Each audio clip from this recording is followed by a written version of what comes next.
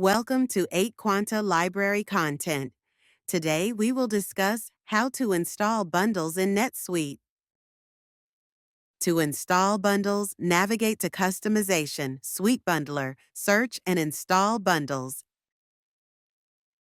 You can look up bundles using either their bundle names or their bundle IDs. Type the keywords and click Search. Click on the link of the bundle you want to install.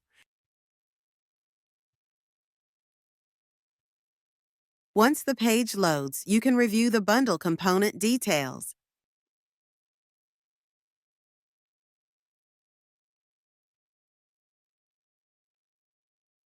Ensure all details are accurate and that you're installing the correct bundle.